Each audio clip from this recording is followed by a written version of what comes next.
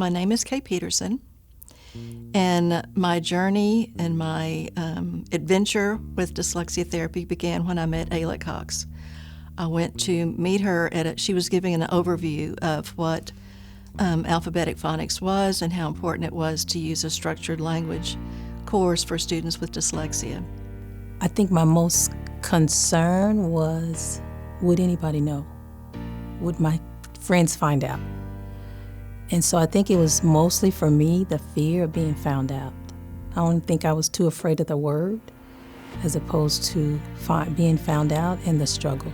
Hi, my name is Asher Rivera, and my dyslexia narrative began in first grade. It's like I always felt like I wasn't reading like the other kids, wasn't reading as fast or like as smooth. So they said I had dyslexia in first grade. I knew that there might be some reading issues, but I didn't know what it was. And his first grade teacher was just able to confirm that there was something there, and she really fought for him to get tested for dyslexia. My dyslexia narrative began probably pretty early on. I remember being in kindergarten and being really slow to learn. I remember not really being able to read, and I remember struggling and being like, why are all these kids able to read and I'm not able to read yet? It's so confusing to me. But when she entered intermediate school, that's when I started to notice the self-esteem go down.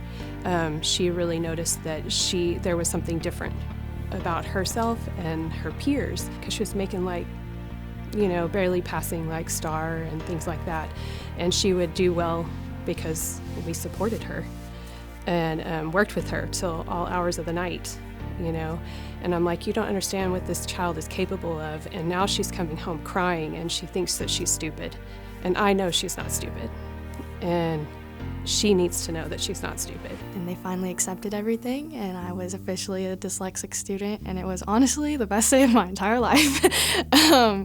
Because I felt like a weight was lifted off my shoulders, because I finally had understood why it took me so long to learn and why I was struggling when other kids weren't, because it never made sense before. Before Asher had the support and the new strategies and technology, he was really discouraged, didn't want to learn, wasn't interested in it, and honestly felt defeated before he even began. But once we got the strategies and all the tech and the text-to-voice, print, all of that kind of stuff, he just soared. He was confident, he found ways that he could do it and that he could excel, and he began to believe in himself. What I would like to say to dyslexia teacher is thank you for all the work you've done for every kid that had dyslexia, and making them feel like they can read and they can do other stuff. I would tell them to be patient, because it is taking us a lot longer, and I know it's hard to deal with people like that, because I struggle to deal with myself sometimes, so I'm okay with it. And I would also tell them to keep giving us praise, but I would also give them praise because they don't realize how much they've done for us.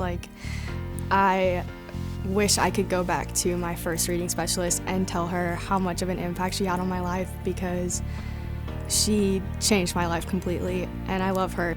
We are game changers. We are not superstars. We are teachers who save kids, who allow kids to flourish even in their struggle. And so what I would say to teachers right now that are exhausted from a year of teaching through the pandemic and virtually and hybrid and all the above, trying to provide services, that they're the ones who are going to make the difference for that child.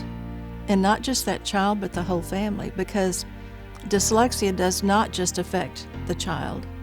And so it's our job and it's our responsibility to provide the very best instruction that we can for them for the rest of their lives.